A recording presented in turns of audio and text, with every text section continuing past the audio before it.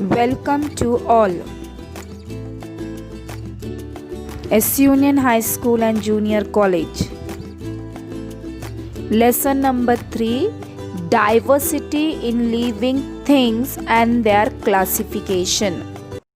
In the next one, we are going to see about the unicellular and multicellular animals. See, they are telling us that when a drop of water from a puddles is seen under a microscope, it can be seen. Innumerable microbes can be seen moving about in it. Clear? You will see the continuously moving amoeba with the help of microscope. In the same way, the paramecium is also the unicellular animal like the amoeba. Now, the paramecium and amoeba is made up of only one cell. It is made up of only one cell. That's why it is called as unicellular animals. Clear?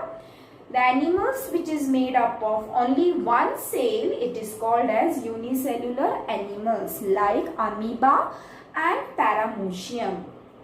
Then the next one is multicellular animals. Now what is multicellular animals? A horse, a bear, a tortoise are made up of many cells. That's why it is called as multicellular animal. Clear? This difference is there between the unicellular animal and the multicellular animal.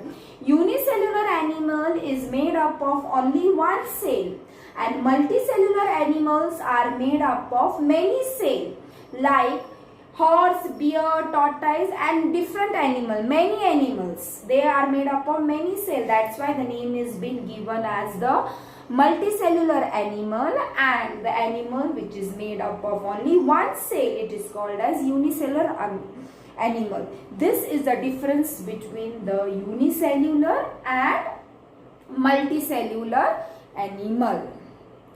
Then animals with a vertebral column and those without it form two groups known as the vertebrate and invertebrate respectively.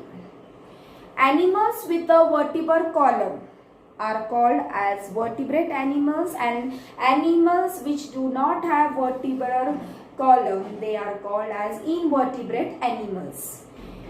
In textbook it is told that animals with a vertebral column and those without it form two groups known as the vertebrate and invertebrate. Now what is vertebrate animals and which are invertebrate animals, that we are going to see. Snakes, birds, fish and kangaroos as also humans are vertebrate animal. Means we bear vertebral columns. Understood? Humans means human beings. Snakes, birds, fish and kangaroo as also humans are vertebrate animals. They are called as what? Vertebrate. They are called as vertebrate animals.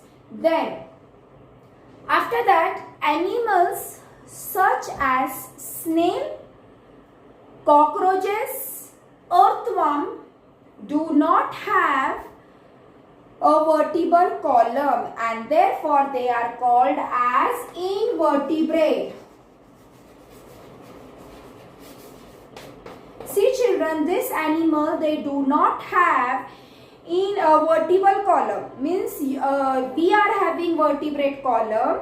The snake, bird, fish, kangaroo and different animals, they are having the vertebrate column. That's why they are called as vertebrate animals. And animals which do not have vertebrate column, such as cockroaches, you can see. Then you can see snail, earthworm. They are called as invertebrate animals. Clear? This is the difference between the vertebrate animals and invertebrate animals.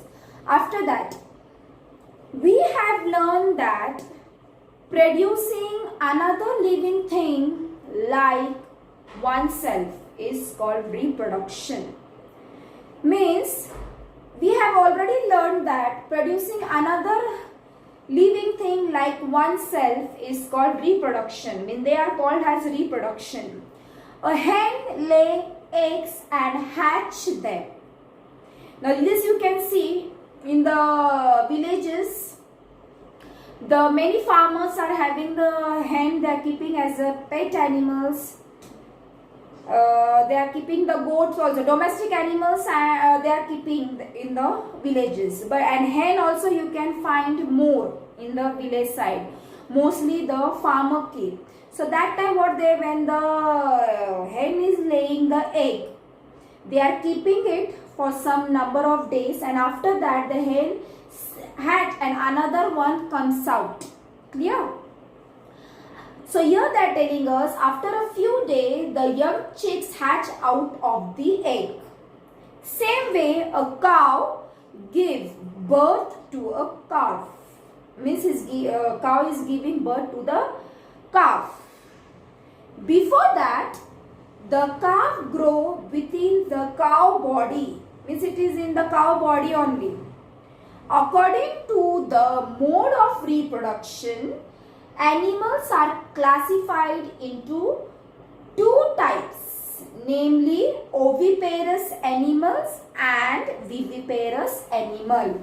Oviparous, they are classified into two types, oviparous and another one is viviparous.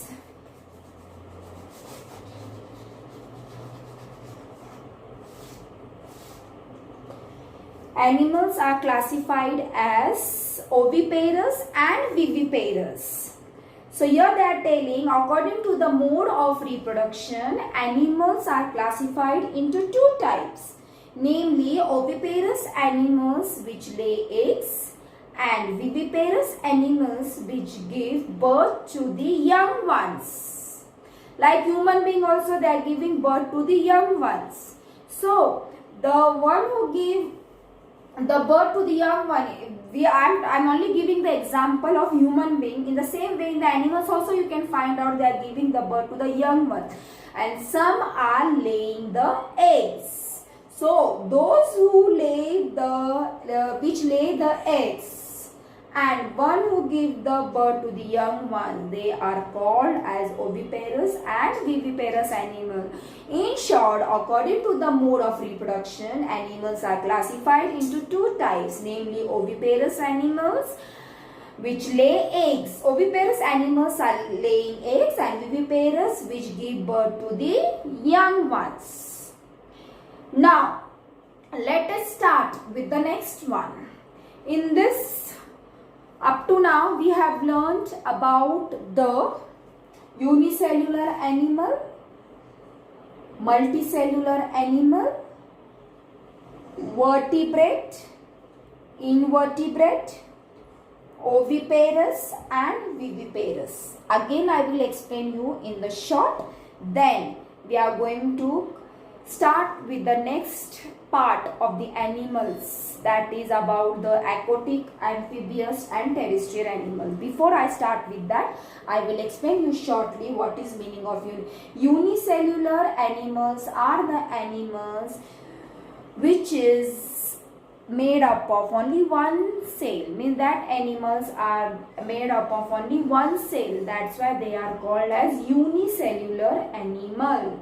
And animals which are made up of many cells, they are called as multicellular animal. Then vertebrate animal.